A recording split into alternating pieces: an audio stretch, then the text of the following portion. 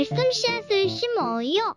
사랑하는 친구들, 말씀 씨앗 시간이에요. 오늘 말씀은 로마서 8장 말씀이에요. 다 함께 말씀 씨앗 심을게요. 로마서 8장.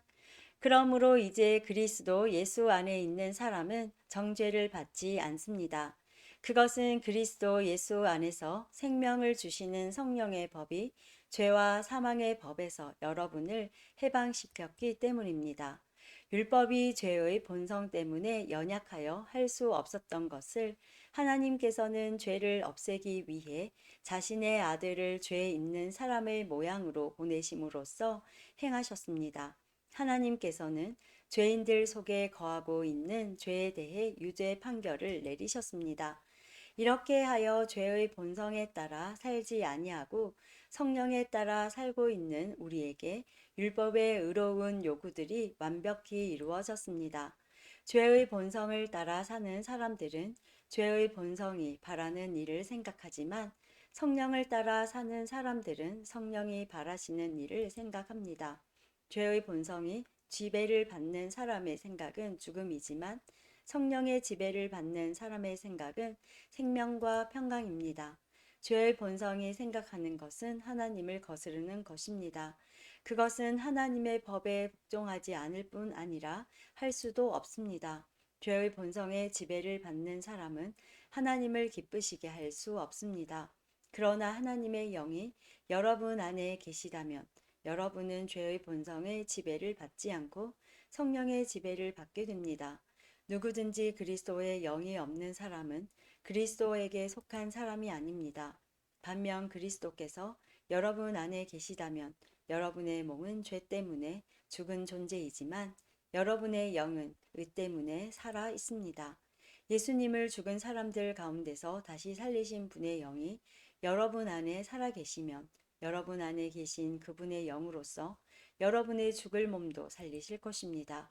그러므로 형제 여러분, 우리는 빚을 진 사람들입니다. 그러나 죄의 본성을 따라 살아야 하는 죄의 본성에 빚진 사람이 아닙니다. 죄의 본성에 따라 산다면 여러분은 죽을 것입니다. 그러나 성령의 도우심을 받아 몸의 악한 일을 죽인다면 여러분은 살 것입니다. 왜냐하면 하나님의 영으로 인도받는 사람들은 누구나 하나님의 자녀이기 때문입니다. 여러분이 받은 성령은 여러분을 다시 두려움에 이르게 하는 노예로 만드는 영이 아니라 여러분을 하나님의 자녀가 되게 하는 영이십니다. 그래서 우리는 그 성령을 의지하여 아바 아버지라고 부를 수 있는 것입니다. 성령께서는 친히 우리의 영과 함께 우리가 하나님의 자녀라는 것을 증언합니다. 자녀라면 또한 상속자이기도 합니다. 우리는 하나님의 상속자이며 또한 그리스도와 공동의 상속자입니다. 그래서 우리는 그리스도께서 누리시는 영광에 참여하기 위해 그분이 겪으신 고난에도 참여하는 것입니다. 나는 현재 우리가 겪는 고난은 장차 우리에게 나타날 영광과 비교하면 아무것도 아니라고 생각합니다. 모든 피조물은 하나님의 자녀들이 나타나기만을 간절히 기다리고 있습니다. 피조물은 허무하게 되었습니다. 그렇게 된 것은 피조물이 원해서가 아니라 그렇게 하신 하나님의 뜻 때문이었습니다. 하지만 소망은 있습니다. 그것은 피조물도 썩어짐의 굴레에서 해방되어 하나님의 자녀가 누리는 영광스러운 자유에 참여하리라는 소망입니다. 우리는 모든 피조물이 이제까지 신음하고 해산의 고통을 겪고 있다는 것을 압니다. 피조물만 아니라 성령의 첫 열매를 받은 우리들 자신도 속으로 신음하며 우리가 하나님의 자녀가 되는 것과 우리 몸이 구속될 것을 간절히 기다리고 있습니다. 우리는 이러한 소망으로 구원을 받았습니다. 눈에 보이는 소망은 소망이 아닙니다. 보이는 것을 소망하는 사람이 어디 있겠습니까? 따라서 우리가 아직 보지 못한 것을 소망한다면 우리는 그것을 인내함으로 기다려야 합니다. 이처럼 성령께서는 우리의 약함을 도와주십니다. 우리는 무엇을 기도해야 하는지도 모르지만 성령께서는 말로 다 표현할 수 없는 간절함으로 우리를 위해 중보 기도를 하십니다.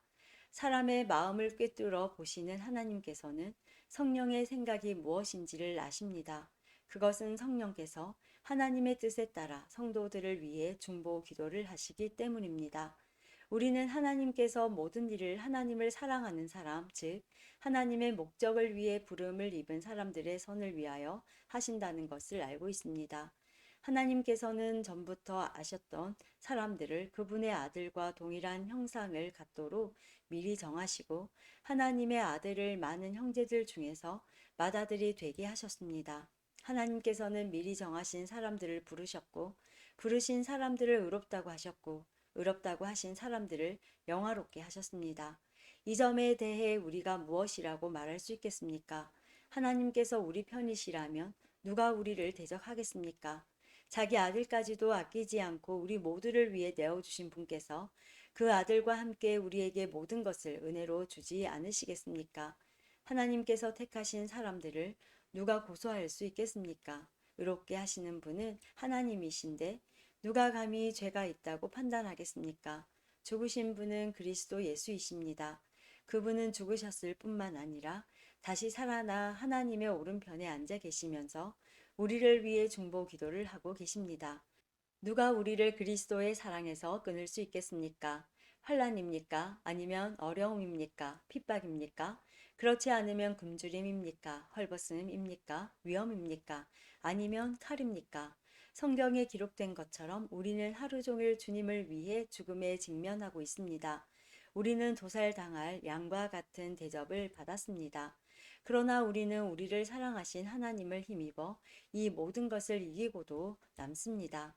나는 확신합니다. 죽음이나 생명이나 천사들이나 하늘의 권세자들이나 현재의 일이나 장래의 일이나 어떤 힘이나 가장 높은 것이나 깊은 것이나 그 밖에 어떤 피조물이라도 우리를 우리 주 그리스도 예수 안에 있는 하나님의 사랑에서 끊을 수 없습니다. 오늘도 말씀 씨앗 모두 잘 심었어요. 우리 내일 또 만나요.